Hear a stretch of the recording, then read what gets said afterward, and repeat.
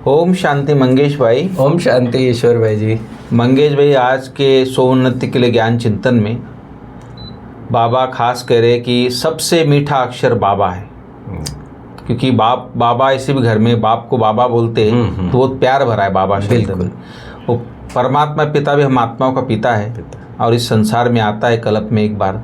तो बाबा बोलता है कि बहुत प्यारा शब्द है बाबा, तुम्हारे मुख से सदा बाबा बाबा निकलता रहे और सबको शिव बाबा का परिचय देते रहो। बाबा बोलता है तुम्हारे मुख से भी निकलना चाहिए और सबको बाप आया धरती पर, सबको बाप का परिचय भी देना चाहिए। तो इसके ऊपर थोड़ा कुछ बताइए आप, कैसे परिचय दिया बना। सबसे पहले तो सबसे मीठा अक्षर जी बाबा शब्द। बिल्कुल, बाबा शब्द जो है, मेरा बाबा, प्यारा बाबा, मीठा बाबा। क्योंकि बाबा शब्द में ना, बाबा माना बाप जी, और बाप शब्द के साथ साथ वर्षा जुड़ा हुआ है। वर्षा जुड़ा। हाँ, तो ये जो बाबा की प्रॉपर्टी है जी, लौकिक हद के बाप की तो थोड़ी बहुत प्रॉपर्टी होगी, लेकिन ये बेहद का बाप, इसकी प्रॉपर्टी भी अलग ही है अलग जी। ये दिव्य गुणों की, शक्तियों की, ये बाबा की प्रॉपर्टी है। तो इतनी ऊंची प्रॉपर्टी और स्वर्ग की बादशाही की प्रॉपर्टी बाबा देता है। बिल्कुल, शिव बाबा देता है, जो शिव बाबा के सिवाय वो कोई दे ही नहीं सकता। सदा सुख शांति संपन्न जीवन की। इसलिए बाबा कहते कि ये अक्षर जो है ना बाबा, ये बहुत बहुत मीठा अक्षर है और तुम्हारे मुख से हमेशा ही कुछ भी हो, कोई हमको कार्य क्षेत्र पे भी हम कुछ करते हैं तो निमित्त तो हम ही दिखते हैं। लोग कहते हैं थैंक्स थैंक्स, हम कहते हैं बाबा को कहो, बाबा को कहो। तो इस प्रकार से माना किसी भी कारण से आपके मुख से बाबा शब्द जरूर निकलना चाहिए। बहुत अच्छा पाल भाई आपने बोला कि परमपिता परमात्मा बाप हमें एक प्रॉपर्टी देता है जो स्वर्ग की प्रॉपर्टी है। 21 जन्म का वर्षा है। हाँ। 21 तो क्या पूरे 84 जन्म सुखी करता है भगवान। हाँ। तो लेकिन खास 21 जन्म का गायन है। तो बाबा बोलता है जो 21 जन्म सतयुग जिसको कहा जाता है, स्वर्ग कहा जाता है, तो सतयुग में कोई मनुष्य तो क्या जानवर भी रोगी नहीं होते। हाँ नहीं।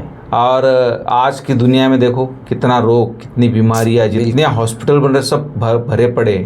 चाहे कोई भी हॉस्पिटल में जाओ तो कितनी बीमारियां, कितना दुख, कितनी अशांति फैल गई है मंगेश भाई। हाँ जी। तो बाबा बोलता है कि उसका बाबा ने थोड़ा शॉर्ट में बता, डिटेल बताना थोड़ा।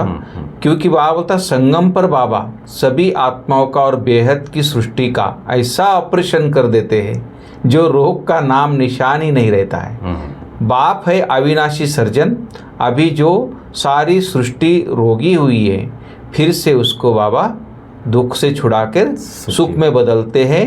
तो ये बहुत बहुत ही बाबा ने बहादुरी का काम है। बाबा बोलता है बिल्कुल ये बहादुरी का काम बाबा जो किया है। तो आपको भी संदेश देना है सबको, ऐसे जीवन सबका बना। इसके ऊपर थोड़ा मंगेश भाई डिटेल थोड़ा बताइए। बाबा का क्या, बाबा ने कहा है कि बाबा बेहद सृष्टि का ऐसा ऑपरेशन कर देते हैं। जी जी। जब भी ऑपरेट किया जाता है ना, हाँ, तो ऑपरेशन मतलब एक कठिन प्रक्रिया है जैसे। और जिसमें क्या किया जाता है, ऑपरेशन में जो खराब चीज है ना उसको निकाला जाता है। जी। आजकल तो ये एनेस्थेशिया वगैरह आ गया, इसलिए आपको पेन की महसूसता नहीं होगी। लेकिन अगर किसी के बॉडी से कुछ खरोच के निकाला जाए या ऊपर काट के निकाला जाए तो कितना भयंकर पेन होगा। तो बाबा कहते हैं अब तो मैं ये सारी सृष्टि से ये 5 विकारों का जो, या आत्माओं में कहो या संपूर्ण सृष्टि में जो विकारों का कचरा, कैंसर कहो, हाँ, कचरा जो फैला हुआ है उसका बाबा ऑपरेशन करता है। तो माना उसको साइड, तो फिर दर्द तो होगा ही होगा। बिल्कुल। तो हाँ। और क्योंकि ऑपरेशन करना माना फिर ये बाबा जो है स्वर्ग स्थापन करता है जी, और नर्क जाता है जी। तो नर्क को स्वर्ग बनाना ये जो बाबा के ऑपरेशन की प्रक्रिया है।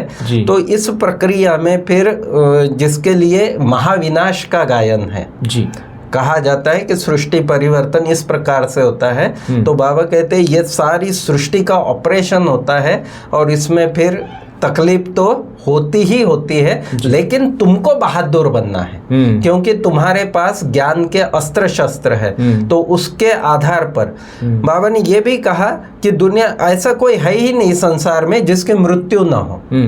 जो जन्म लेकर आया है, जिसने शरीर धारण किया उसको तो जाना ही जाना है। और अब जो संगम युग का पीरियड है, संगम माना नया आ रहा है और पुराना जा रहा है। तो सतयुग आ रहा है, कलयुग जा रहा है। तो वो ऑपरेशन जो होगा, जिसमें बाबा ने बताया है कि आज पॉपुलेशन कितनी 800-900 करोड़ तक पहुंच गई है, और सतयुग का गायन है कि वहाँ 9 लाख ही देवी देवताएं थे। तो ये जो सारा ऑपरेशन होगा, बाबा कहते हैं इसमें बहुत सारे प्राकृतिक आपदाएं आदि रहेगी, तो दर्द होगा, लेकिन तुमको बहादुर बनना है और बाबा की याद से इसको पार करना है। बहुत अच्छा मंगेश भाई, अपने ऑपरेशन का अर्थ भी बताया। और बहादुर बनने, किस समय पर बहादुर बनना है, बाबा ने किस सिचुएशन को देखते हुए बच्चों को सावधान किया है। तो ये सब बातें आपने बहुत अच्छे से क्लियर की, इसलिए बाबा का थैंक्स करते हुए बच्चे बोलते कि तुम्हें पाके हमने जहाँ पा लिया, जमे तो क्या आसमां पा लिया। तो और थोड़ा डिटेल मुरली का ये बच्चों के बहुत खुशी का गीत है ये जी। तुम्हें पाके हमने जहाँ पा लिया है, जमी तो जमी आसमां पा लिया है। बाबा ने आगे भी कहा कि उन्नति के लिए आपके आगे की लाइन बहुत, जमाने के गम प्यार में ढल गए, उम्मीदों के लाखे दिए जल, लाखों बहुत अच्छे शब्द है। बिल्कुल बिल्कुल, बहुत सुंदर गीत है। एक एक गीत बाबा ने कहा कि स्व उन्नति के लिए, जैसे आज की मुरली में, कल वाली मुरली में बाबा के था कि आप एकांत में जाकर, बगीचे में जाकर विचार सागर बन। आज के महावाक्य में बाबा ऐसे बाबा अलग अलग युक्तियां बताते। हाँ, बाबा ने कहा कभी ऐसा छत में जाके बैठ जाओ एकांत में, घर में एक छोटा बाबा रूम बना लो, वहाँ बैठो एकांत। बिल्कुल, तो बाबा जैसे जिसको जैसा पॉसिबल हो करते हैं बच्चे लोग। तो आज के महावाक्य में बाबा ने कहा कि ये जो 6-8 गीत है ना बाबा के मुरलियों में जाते हैं, वो तुम्हारे पास होने चाहिए। वो थोड़ा बता सकते हैं? हाँ जी, हाँ जी। तो जैसे आज की मुरली का ही गीत है कि तुम्हें पाके हमने जहाँ पा लिया। फिर मुरली में अक्सर गीत आता है, बचपन के दिन भुला न देना, आज हंसे कल रुला न देना। अभी 4-6 दिन पहले गीत था कि तूने रात गवाई सो के, दिन गवाया खा के, ऐसे निर्बल की लड़ाई बलवान से, भोलेनाथ से निराला और कोई नहीं, मुखड़ा देख ले प्राणी जरा दर। हाँ, फिर और एक गीत है, दूर देश का रहने वाला आया देश पर आए। ऐसे माना सुंदर सुंदर गीत बने हैं। बदल जाए दुनिया न बदलेंगे हम, तुम्हारी कसम जी। तो ऐसे जो बाबा पुराने गीत जो है, जो साकार बाबा के समय बजते थे, तो बाबा कहते हैं ऐसे। आज तो खैर बाबा के भी बहुत सुंदर सुंदर गीत निकले हैं, कितने सुंदर गीत। मंगेश भाई, जो गीता ज्ञान जो कहा गया ना, तो कईयों को, नए भाई बहनों को ये पता ही नहीं कि भगवान ने गीतों पे आधार पे ज्ञान सुना है। राइट। पहले रिकॉर्ड बजता था, उसके आधार पे बाबा उसका डिटेल समझाते थे कि बच्चे ऐसे करो ऐसे करो। तो पूरा गीत के आधार पे पूरी मुरली चलती। हाँ, 2 लाइन के आधार पे। बिल्कुल। तो गीता पे आधारित है, गीता ज्ञान। देखो उसका नाम भी गीता ज्ञान रखा गया है, गीतों पे आधारित है ना। तो गीता ज्ञान नाम है। बिल्कुल बिल्कुल, वही गीता शब्द ही वहां से, जो भगवान का गीत है वो गीता बन गई है। तो फिर आगे महावाक्य में बाबा कहते हैं कि सतयुग में क्रिमिनल एक्ट होती नहीं। बिल्कुल, क्रिमिनल एक्ट द्वापर और कलयुग में ही होती है, क्योंकि देह अभिमान है। सतयुग में और त्रेता युग में, स्वर्ग में क्रिमिनल एक्ट होती ही नहीं। फिर क्रिमिनल एक्ट है तो यहाँ लॉज भी है, फिर कोर्ट आदि भी है, बहुत नियम कायदे कानून है। वहाँ कोर्ट आदि होती नहीं। ये भी अच्छा ईश्वर भाई जी चिंतन करने का विषय है कि आज कलयुग के अंत में क्या क्या चीजें हैं और सतयुग में क्या क्या होगा, क्या नहीं होगा। जैसे बाबा ने मुरली में कहा कि न जेल है, न पुलिस है, न चोर है, न डॉक्टर है, न वकील है। ऐसी बहुत सारी आज की चीजें भी, आज के जो प्रदूषण करने वाले इतने कारखाने हैं, ये चीजें हैं, बहुत सारी चीजें माना सतयुग में होगी ही नहीं। होगी। हाँ, बहुत अच्छा। हाँ, वहाँ तो इलेक्ट्रिसिटी का भी जो सारा कारोबार है वो सोलर एनर्जी पे ही चलेगा। खाना पकेगा, जो भी थोड़ा बहुत यूज करे, सारा मतलब सोलर सिस्टम। हाँ, सोलर सिस्टम रिफाइन होगा। हाँ, क्योंकि सदाबहार मौसम है ना, वहाँ कोई ऐसी बारिश गर्मी नहीं। माना बारिश भी अपने टाइम पे आती है, गर्मी भी अपने टाइम पे आती है, ठंडी भी अपने टाइम। माना मौसम सदाबहार है वहाँ। प्रकृति से तो प्रधान है, प्रकृति। और बहुत सुंदर वर्णन किया है बाबा ने स्वर्ग का, कि बाबा कहते वहाँ के जैसा तो सुख कहीं भी हो नहीं सकता, इतनी सुखमय दुनिया। और ये भी नहीं है कि ऐसे नहीं कि साइंस के साधन नहीं है, साइंस के साधन भी है वहाँ पे। हाँ, एरोप्लेन है, पुष्पक विमान का शास्त्रों में गायन आता है, तो एरोप्लेन है बाबा के, तो हीरे जवाहर। दादी गुलजार जी बताते थे, तो उन्होंने वतन में दिखाया था बाबा ने उनको, एरोप्लेन ऐसे थे छोटे बच्चे भी चला, 2 ही बटन होते, बिल्कुल, स्टार्ट कर स्टॉप। हाँ, तो कहाँ स्टार्ट जाना है उतना स्टॉप करो तो नीचे आ जाएगा। और कोई ऐसी बड़ी जगह लेने वाला भी नहीं, छोटा एक व्यक्ति का होगा तो एक व्यक्ति बैठ के आराम से महल के सामने खड़ा रहेगा। हाँ, टू सीटर होगा तो 2 वाला फैमिली वाला होगा। तो मतलब इतना सुंदर दुनिया ना, और प्रकृति भी संपूर्ण सतो। ये जो साइंस जो रिफाइन हो रही ना दिन पर दिन, ये सारा साइंस की टेक्नोलॉजी आ जाएगी। राइट, बिल्कुल। हाँ, तो वो संस्कार लेके जो बाबा का ज्ञान लेंगे, वो आत्मा संस्कार, वो साइंस वाले संस्कार, हुनर का हुनर जाता है। हाँ। फिर बाबा कहते हैं कि ईश्वर तो सर्वशक्ति, दुनिया की जो कॉन्सेप्ट है उसको बाबा ने थोड़ा क्लियर किया है कि दुनिया समझती है कि ईश्वर सर्वशक्तिवान है, सब कुछ कर सकते हैं।